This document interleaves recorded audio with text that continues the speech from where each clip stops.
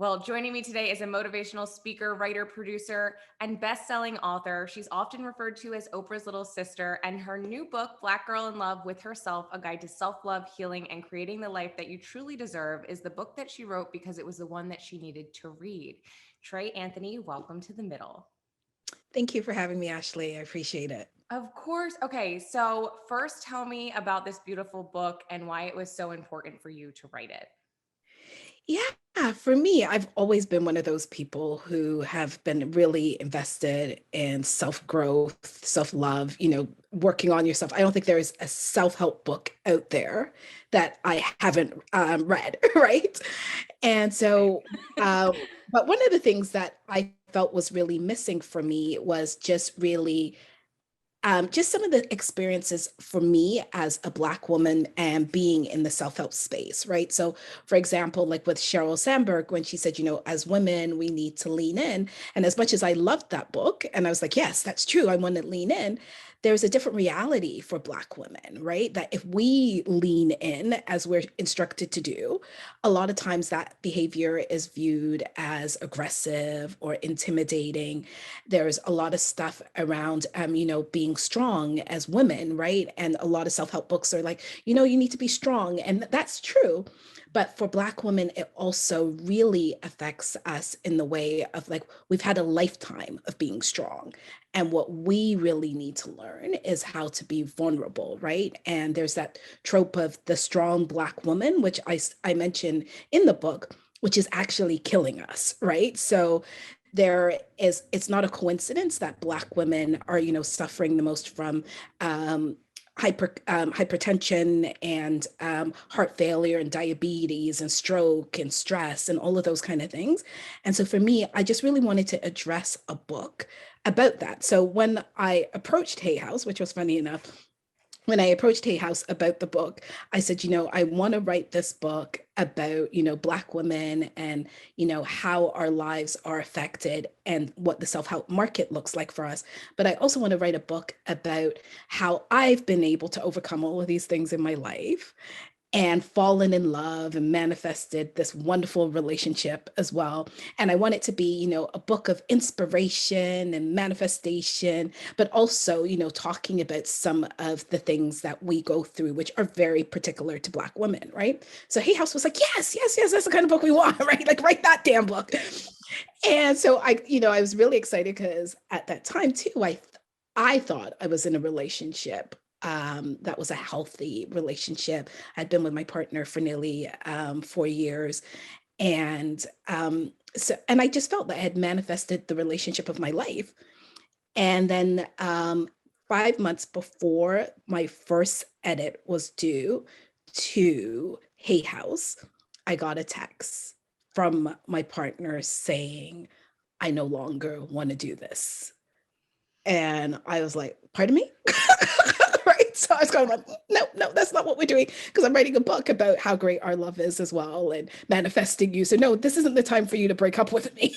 Right. Right. And he was fully aware, I'm sure, of. Yes. Okay. Yes. Yeah. So I was just kind of like, oh, I don't think this is a good idea. And so I thought for myself that this, I, I, I just didn't know what to do. And to add to things, which was also happening, I just brought home a 2-week-old baby that I had adopted. So I was a new mom, right? Going through a breakup, ending a relationship. And I called Hay House and I said, I can't write this book. Like I would feel like a fraud. Like, how can I write this book telling Black women of, how to manifest a great love and how to, write down things and visualize your life and how to take care of yourself when I missed this tsunami that was hitting my own life, right?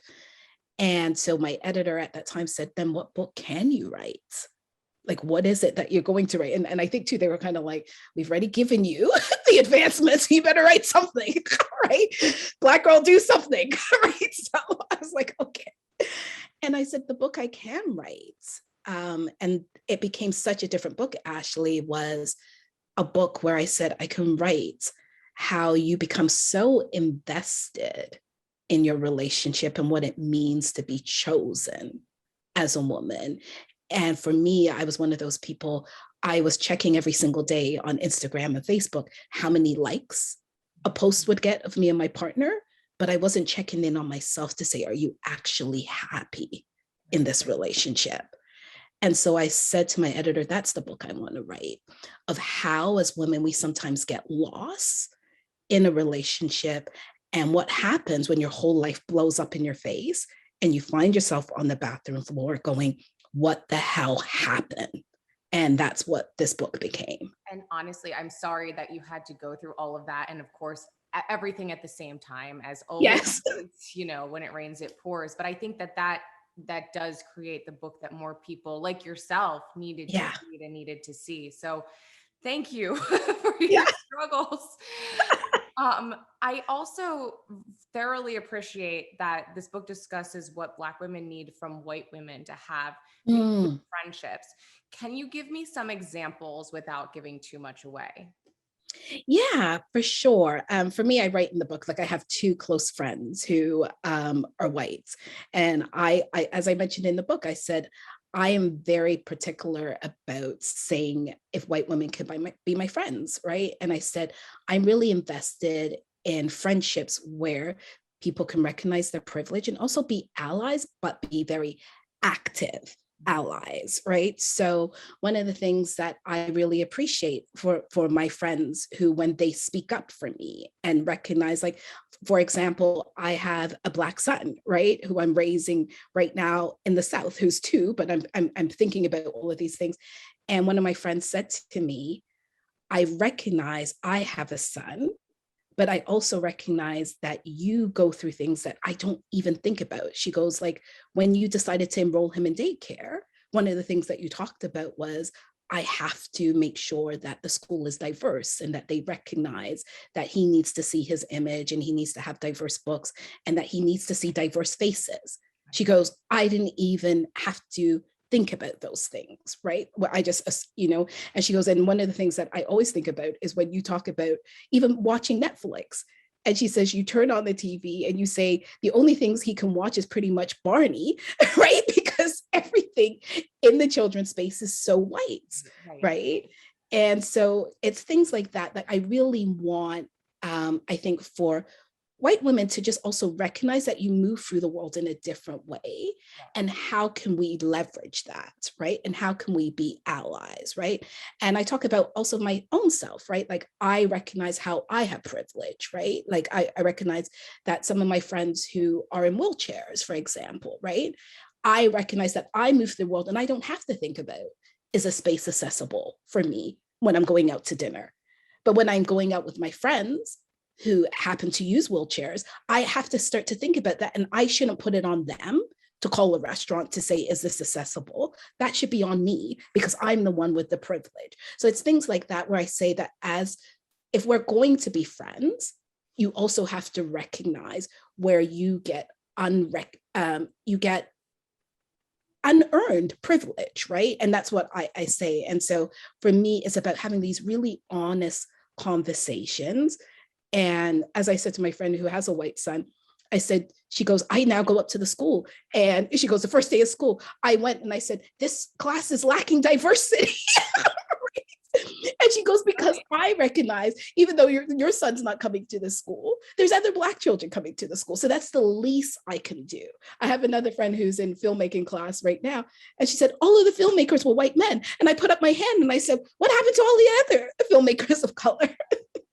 No, I think that everyone who, especially over the last year and a half, has called themselves allies or said, I think most people are coming from such a good place and have good intention. But I think everyone who maybe thinks that they are, or thinks, or wants to be, or wants to just do better, should read this book, because I think the way that you write is just so understandable and relatable. So it's important. Everybody should read it. I want to talk a little bit more about you, because you are a true Renaissance woman, from writing to speaking to TV. You do so much. What is your favorite thing to do? What brings you the most joy? Definitely speaking. Okay. Meeting my fans and speaking and inspiring women and motivating them.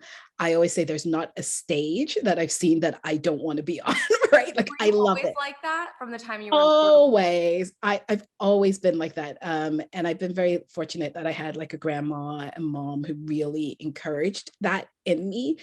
And, I thought I wanted to be an actor, but I recognized what I really wanted was to be on stage. And then my gift was to motivate women. And I think too, because some of my background is comedy, I used to do stand up as well. I have a way of being just very relatable to women, and I'm very truthful and authentic, and I talk about all of the ways that I have messed up and all of the things that I have gone through. And so for me, it's being about really being in that moment and learning from that lesson, but also knowing the biggest thing that I can do is to share that lesson in a really vulnerable, sometimes very comedic, but also in a way that sometimes people always say, even when they read the book Black Girl in Love with Herself, they talk about that they're laughing and then one minute they're crying and then they're another minute going, oh my gosh, I thought I was the only one.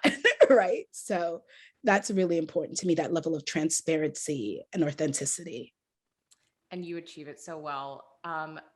I am always so interested to know when people like you, who it is their mission and their calling to inspire and empower other women and other people, who is that person that does it for you? Is Oh, it Oprah? Because yeah. do you actually know her, or is it somebody else?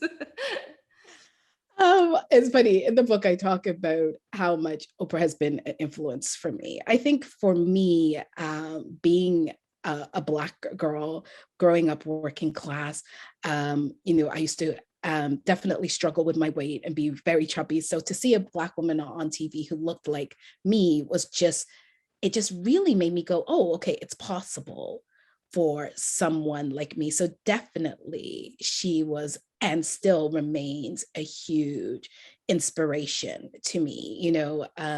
Lisa Nichols, Tony Robbins, all of those people who are spending their lives like motivating people. It really, yeah, they really just make me think like it's possible to make change and walk in your purpose and go, okay, this is what I'm supposed to be doing with my life.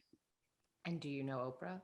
Have you met her? Well, it's funny. I talk about this. I had this incident, right? And this is in the book, but I'm going to quickly tell you, Okay. and I'm going to make it as short as possible. So there was a time where Oprah was coming to Toronto for the film festival, right? And so I'm a big visualization, big manifestation person. So for a good 4 months, I was just manifesting. I'm going to meet Oprah. I'm going to meet Oprah. I'm going to meet Oprah. And I'm going to the Toronto Film Festival and I'm going to meet her. So I'm in the screening of her film, and Oprah's on stage. And because I wanted to make sure when I met Oprah that I wanted to be as slim as possible, I wore not only one pair of Spanx, but two pairs of Spanx. Right? I love how that's what you're thinking about. That's exactly what I was thinking. I need to look as slim as possible to meet Oprah.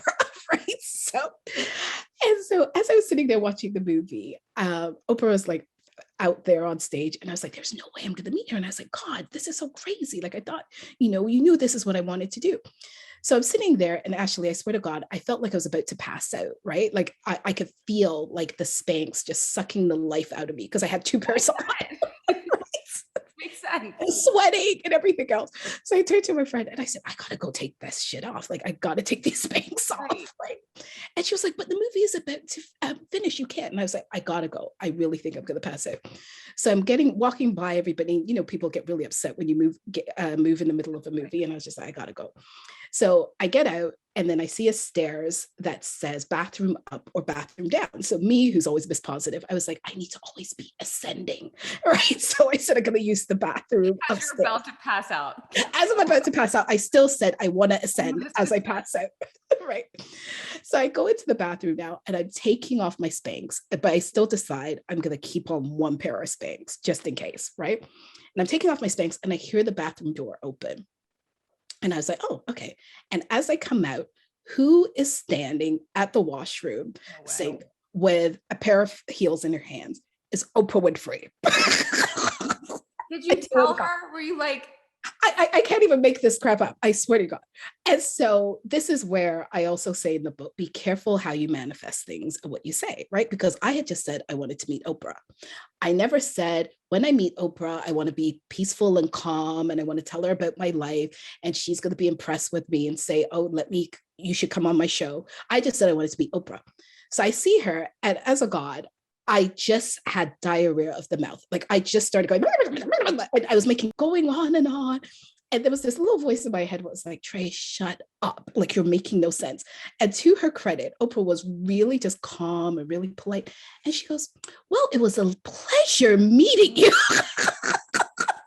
Wait, where are the Spanx that you took off? Are they in your hand? They're actually in my purse, right? So right. And she just looked at me like she's just nuts, this woman. Like I just kept going on, like, you were the best thing. And I've always wanted to meet you and blah, blah, blah. And I just kept going and going. And it was just going in circles. Like when I say diarrhea of the mouth.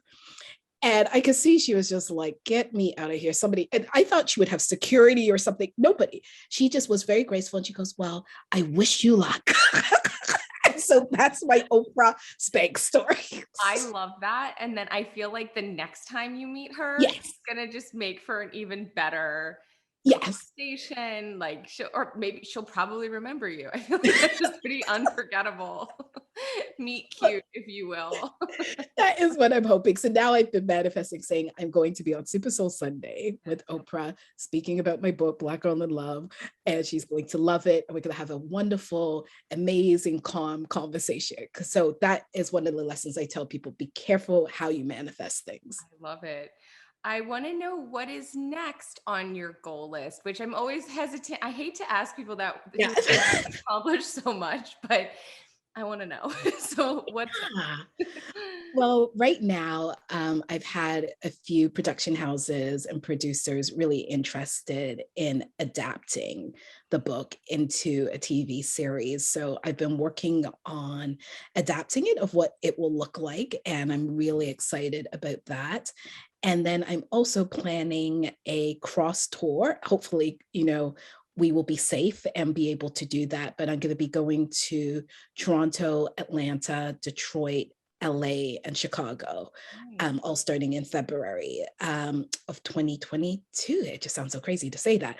So hopefully, it will be a safe and wonderful tour and we'll be all able to get together. But that's the biggest things that I'm working on currently. Oh, I love it. Well, please keep me posted, especially on the adaptation. I'm all about adaptation. So, oh, yes, for sure. And in the meantime, everybody, if you have not read it, Black Girl in Love is available now. And Trey, what is your Instagram so everybody can follow you? Sure. It's very easy. It's Black Girl in Love. So it's very, very easy. You can find me. And I also have a website, treyanthony.com. Yeah. Awesome. Oh, I love talking to you. Thank you so much for being here. Oh, thank you, Ashley, so much. I really appreciate it. Thank you.